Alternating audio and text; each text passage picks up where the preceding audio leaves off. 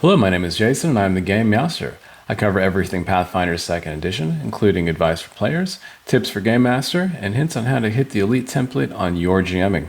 I'm also a full-time professional Game Master, so if you'd like to play a game with me, please check me out on startplaying.com or over my Discord. Both have links below. Today we're going to be taking a look at Belcorra's retreat, but I wanted to make a quick stop here in Otari. By this point, your players should be well aware of all the different social dynamics going on in the town. One thing that you want to make sure that they're aware of is the side quest with Brelda Vankervale at the Rowdy Rockfish. Her son Lazda has been missing for over a year now. Her son was last seen walking out of town with a mysterious hooded figure who was carrying a lantern. The hooded figure is the boss of this level, and you know his name by now. It's Volek Azrene. You can find the lantern down here as well, and it's a magic item. It uses the fascinated condition, which honestly I've never really found much of a use for. It doesn't seem like it works very well in combat, and honestly I'm not even sure how it does what it says that it does in this game, but maybe your players will be able to find a better use for it. It seems like the suggestion spell would have done a better job of this, but everybody likes magic items, so here's another one. The secondary effect, doing 4d8 untyped damage to undead with a will save, is okayish, but you're going to have to already have it in your hands to make it even close to being worth using. It never really did see a lot of use in my game, honestly. Your game is going to have different things going on in Otari than mine did, but it is a good idea to have at least one little scene prepped up for every session. You're going to want to get into the habit of looking ahead and trying to find ways to relate what's going on in the town with what's happening in the dungeon. Some of these things are pretty obvious, like Carmen and Doriana, but others you're going to have to be imaginative. Basically, the more you put in, the more you're going to get out of this. You're going to have to judge your own players' interest in this to see how much of this you ended up doing, but I think that my players really appreciated having something else to do just beside hacking and slashing the entire time. 2 more side quests are going to wrap up on this level, so make sure that your players are aware of them. The first one is with Brelda Vankervale, whose son Lazda was kidnapped just over a year ago. He's been serving as a battery for the Gauntlet ever since. The second one is Kileno and sort of Whirlywind's quest as well, to find out who killed Kileno's wife, or at least if the killer is still alive. Jal the werewolf is down here as well, so make sure that your party has heard of these quests beforehand, at least a few sessions, so that these events have the impact that they should have at this point. Another side quest they're going to have very soon is with Carmen and the Cooperative Blade. The blade is going to be needed to get down to the level after this. So all throughout the adventures that the party has on this level, make sure that you've got something regularly prepared to drive home that relationship if you haven't already. The party should know all about the blade, all about the town's dynamics, everyone's feelings about it. In my game, I aged up Doriana into her 20s and had her as Carmen's girlfriend, acting as sort of a neutral party between him and Osif. My parties were split right down the middle, whether they thought that Osif was being too harsh or if they thought that Carmen was this criminal loser. This is a good thing because then it gives a little more attention to the choice that you're going to have to make in a few more levels. As always, I take these locations as they appear in the book, so we're going to be starting here in Belcorra's dining room. Belcorra was in the process of working out a deal with a thieves guild from Absalon when the Rose Guard showed up. She ordered them poisoned for them to cook off himself. That sounds like a weird move to me if she was expecting to win that fight. You think that she would at least have invited them upstairs to help her out with the fight? And if the cook was gone, I'm not sure who is supposed to be making the after-battle snacks, but evidently that's what happened. This location brings to mind another design choice of the campaign that I really like. Frequently, players are introduced to a new creature that's very tough, and then you see them again in a few different levels, but this time the party is much stronger and they're able to beat them down with little trouble. It's a nice signpost for the players to give them a marker for how much stronger they've gotten. And that's the case here. The spirits of the thieves rise up in the form of 4 corpse lights. The one upstairs was likely a very tough fight for your players, and now, even without easy access to sunlight, this fight should go a lot smoother and give them something to feel proud over.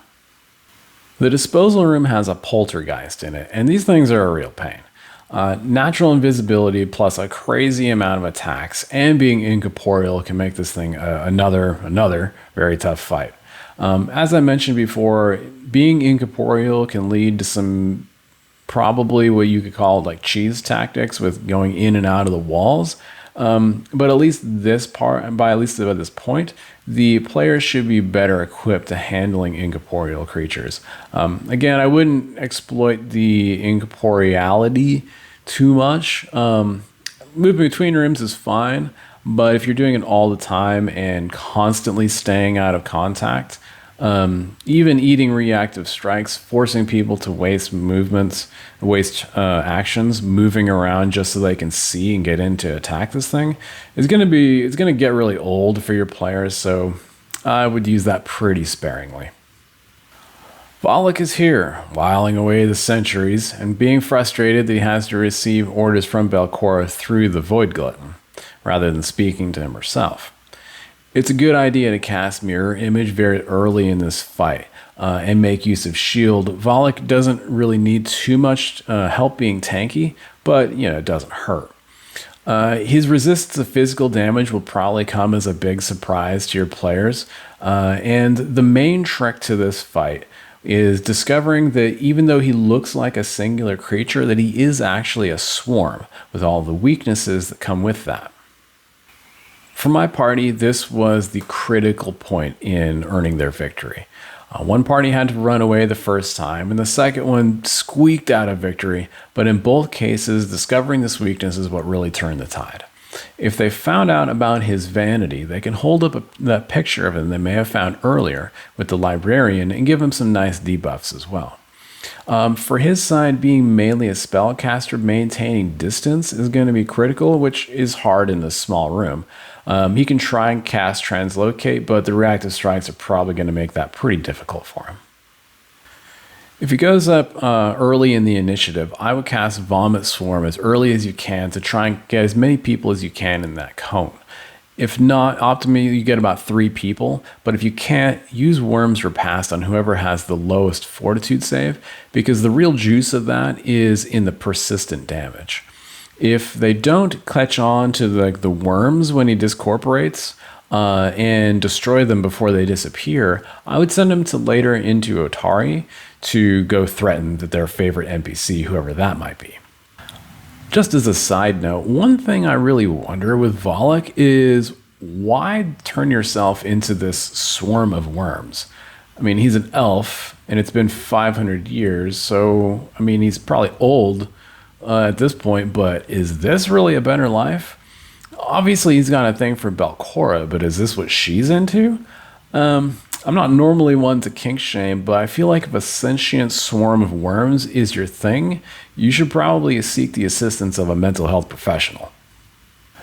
After the fight with Volok is done, your players are likely to find Lazda, who unfortunately has been trapped here ever since he was kidnapped just over a year ago. The party will have to fight a wisp to get to him, which, as I said before, aren't my favorite creatures to run, so if you've chosen to sub out the wisp with something else, you'll want to do that here. Lazda's story is pretty sad, and it's likely to be a very sobering moment for your party. After a year of being tortured by Volgrist and then being forced to serve as a battery for the Gauntlet, he's gonna have some scars. Once the party returns him to his mother, Brelda, make sure that the town celebrates and hails the party as heroes.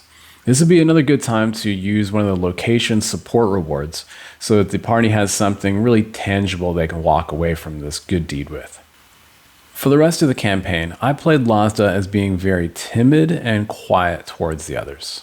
He was the owner of the Rowdy Rockfish before all this happened to him, but I played him as being very traumatized and unable to return to his full duties as the owner of a business. However, he isn't the only person that's been through a lot down here, and if your PC saves somebody else and bring them back up to the town, you can play him as someone who can take this other person under his wing, as somebody who understands what they've been through. In this way, he begins to recover from his own pain, and it's a nice little character arc for the party to see him become once again a strong individual in his own right once again. If they discover the secret room in the kitchen, they will likely run into 2 more Scalanthrax, their old friend from the Deadlight event. This is another callback, much like the Corpse Lights attack, to a tough fight that they had before. This tunnel will lead them away from the main event and towards a really tough fight, where if they used that single person teleporter I brought up in my last video, they might finally find the party member who's been locked inside of an iron cage the entire time. Valgris, the fiend who watches over the torture chamber, is described as being very bored with her assignment, as she hasn't had any fun since Lazda was taken away from her. She waves off the party like she really couldn't be bothered with dealing with them. Aside from the +1 Ghost Touch whip, honestly there isn't really any reason for the party to deal with her either, but players being players, they will find a way. Her Animate Chains ability means that she can hit from anywhere in this room, and which I would assume would stack with Reactive Strike, unless I'm wrong, meaning that your spellcasters are in some big trouble. Unnerving Gaze can lower their AC by making them frightened, and the Impaling Chains means that melee fighters may need to waste actions just to escape before they can close in to attack. Constant application of Bleed with her strikes plus regen means that she is a real tough lady. My party's had a tough time with this fight, and the spellcasters would be best served by ending their turns out of sight or at least out of range. Melee fighters are just going to need to suck it up and soak damage and dish it out and hope that they win that race. There's no big trick to this encounter. It's just a straight DPS fight pretty much, but she does have a lot of DPS to go around. The Ghost Walk runs down the center of this level, dividing it into eastern and western sections. The main feature here is the Spectral Seal, which blocks access to any of the lower levels until they have retrieved the weapons and items of the Rose Guard, wielded by them when they defeated Belcorra 500 years ago. At this point, the party's not going to really know anything about that, so for now, it's just a dead end. Once the party has completed this level, and they'll need to place those items into this altar of Nimbaloth. The first time they come here, they're going to have to face more flicker wisps and crawling hands, but if you're subbing out the wisps, again, you do want to replace these with an appropriately leveled creature. It does say that the wisps come back after a certain amount of time. I kind of leave it up to you if you think that repeating this encounter a couple of times is going to be fun for you, especially if you're subbing them out. It doesn't even make sense, but that's going to be your call. Another side quest that gets wrapped up is here in the pavilion.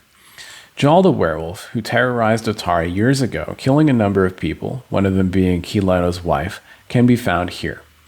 The book says that he just stays here because he doesn't know any other life anymore, but that he's also able to leave at any time, mostly to go out and scrounge for food or to go replace whatever his pet wolf was that may have died with another.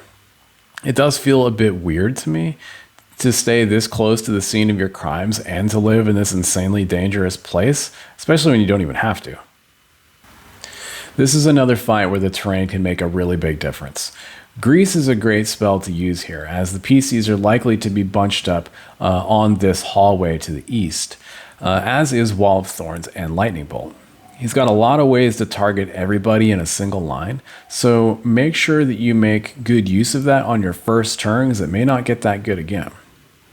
I recommend Grease, then Wall of Thorns, and then Lightning Bolts, but people are likely to close after that first round, so again, just pick your first spell carefully. If the PCs fall victim to the werewolf's curse, it's up to you to decide whether or not they are aware of it.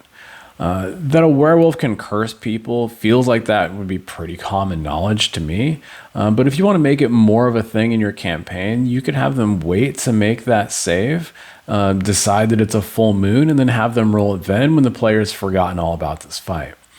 It's up to you whether or not you think that would be fun for your party.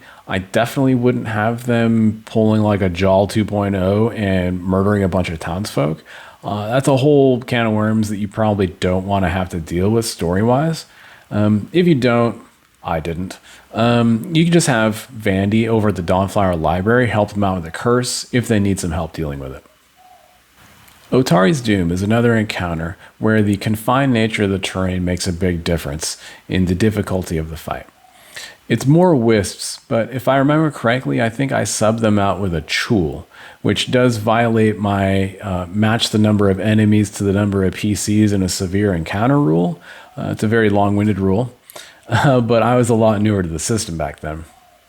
Again, just sub out the wisps if your players aren't having fun fighting them. If you want, you could change them up to something like a Sea Drake and two, Sea Devil Scouts, something along those lines. Never be afraid to change up an encounter if the monsters haven't been fun to fight or you just don't enjoy running them. The number one thing is just to make sure you're having fun. Once the fight is done, Otari can give them the knowledge that they need to be able to get through the Spectral Seal. Of course, by the time the party returns back to Otari, Carmen will have stolen the blade and will need to be tracked down. The campaign also gives an option to have like a darker tone, with Otari's soul being pulled down into the depths of the Gauntlet and into the final level as Nimbleoth begins to consume him. I would only really do this if the party has like really invested themselves in the Rose Guard and Otari himself, because by the time they get down to that final level, honestly, they probably haven't thought about him in like months of real life time, so they may not even really care that much. Me personally, I had him just finally be at rest, having passed on his quest to defeat Belcorra to the PCs, and then he faded away to join the River of Souls. The Void Glutton encounter after the Forever Stairs is an extremely tough encounter. The stairs are not really too difficult to figure out by themselves, and the rooms can give some insight into Belcorra's mindset. If you have any information that you wish to pass on sort of about her, this is a good place to do it, as the rest of the level doesn't really have great NPCs to be able to speak through, I guess you could say. But you should be able to figure out if there's something you do need to tell your party, a way to do it in here. Especially if you want to do something with foreshadowing, the devils or the Siugathi, I don't know how to say that word, but I'll put them up on the screen so you know what the heck I'm talking about. The Void Glutton itself is a wild encounter. A party level +4 creature, a single creature fight. This can easily turn into a TPK if your dice aren't anything but ice cold. The ectoplasmic web track makes even running away difficult, and magic immunity is going to make your spellcasters useless unless they've specially prepared. Don't be afraid to just make some suboptimal moves just to give the party a chance to escape from this nightmare hell of an encounter. If your party comes back like mine did after a few levels, and to take them on when they're a little bit stronger, this is going to be like a very nice victory moment as they get revenge on this thing who I would be shocked if it didn't just completely curb stomp them the first time they came here.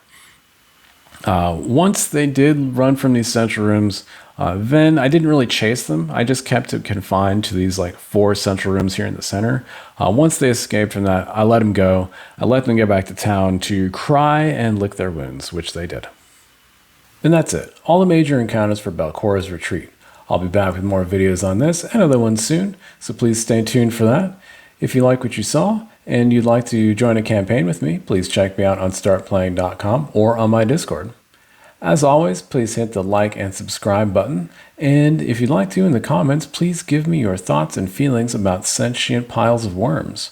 I have many, and most of them are really good. As always, this has been the Game Master.